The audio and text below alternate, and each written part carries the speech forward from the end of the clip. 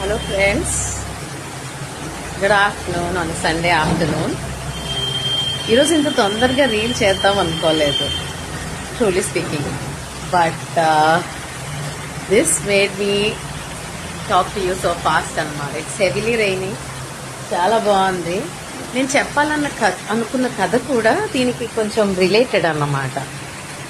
Sunday కదా, ఒక కథ చెప్పాలనుకుంటున్నాను ఎవ్రీ సండే. లాస్ట్ వీక్ ఒక కథ చెప్పాను, ఇది కూడా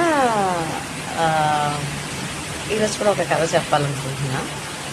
ఇది శాకంబరి దేవి కథ గురించి చెప్పాలనుకుంటున్నాను. ఇది చెప్పమని వన్ ఆఫ్ మై ఫ్రెండ్స్ అన్నమాట. అంటే నేను ఇలా చెప్తున్న దగ్గర నుంచి కొందరు సజెషన్స్ ఇస్తున్నారు, దీని గురించి చెప్పండి, దీని గురించి చెప్పండి. నేను కూడా నాకు క్లోజ్ ఫ్రెండ్స్ వాళ్ళని అడుగుతున్నాను దేని గురించి చెప్పమంటారు. So one of my best friends Krishna అనే ఫ్రెండ్ చెప్పమన్నారు అనమాట శాకంబరి దేవి గురించి.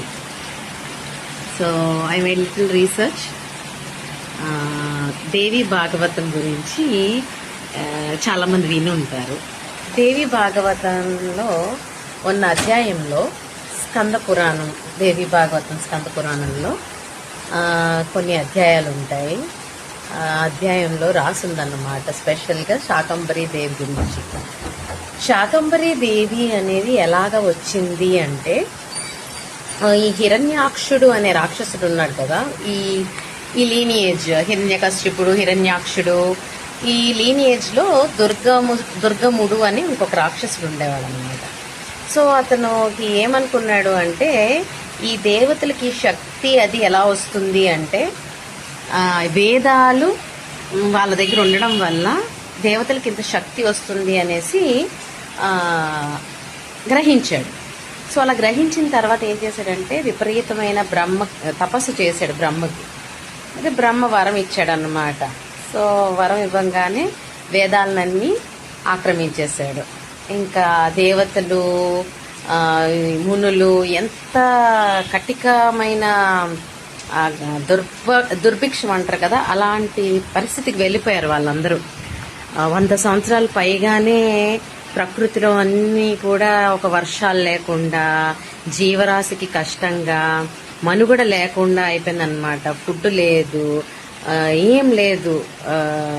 వర్షాలు లేవంటే ఏంటి, మొక్కలు ఉండవు, జీవరాశులకి కష్టం, చాలా కటిక దుర్భిక్షంలోకి వెళ్ళిపోయారన్నమాట. సో అలాంటప్పుడు వీళ్ళందరూ కూడా ఆది పరాశక్తి అయిన దేవికి చాలా పూజ చేశారు. ఏంటి, ఈ కష్టం నుంచి బయటపడే తల్లి అని పూజ చేస్తే అప్పుడు దేవి భాగవతంలో రాసిన ప్రకారం ఏమంటే శాకంబరి దేవిగా అవతరించిందన్నమాట. శాకంబరి అంటే శాఖ అంటే కూరగాయలు, ఆకుకూరలు, ఇవన్నీ వృక్ష సంపద, ఇవన్నీ కూడా శాఖగా వస్తుంది. సో అవన్నీ కూడా రావాలి, అన్ని పెరగాలి అని ఆవిడ ఒంట్లోంచి ఎన్నో వేర్లు, ఆకుకూరలు, కూరగాయలు ఇవన్నీ పుట్టుకొచ్చాయి అన్నమాట. మొత్తం ప్రపంచాన్ని అంతటికి కూడా మనుగడకి కావాల్సిన వృక్ష సంపద అంతా కూడా ఆవిడలోంచి పుట్టుకొచ్చాయి. ఆ విధంగా ఆవిడ దుర్గముడు అయిన ఆ రాక్షసుని కూడా సంహరించింది. అందుకే శాకంబరి దేవిగా వచ్చిందనమాట. ఈ శాకంబరి దేవిని శతాక్షి అని కూడా పిలుస్తారు. శతాక్షి అని ఎందుకు పిలుస్తారు అంటే అలాగా వచ్చిందన్నమాట.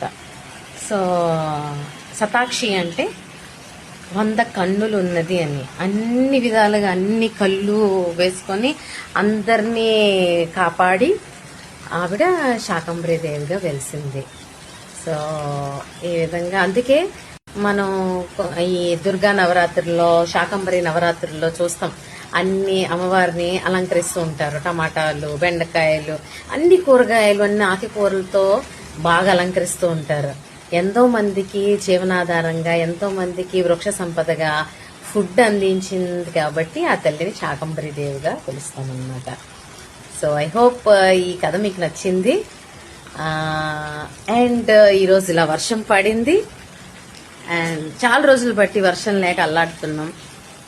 మొన్న వరుణ యాగం చేశారు సింహాచలంలో, ఆ రోజు వెంటనే వర్షం పడింది. ఈరోజు కూడా అనుకోకుండానే వర్షం పడింది. ఐ ఫీల్ సో హ్యాపీ అన్నమాట.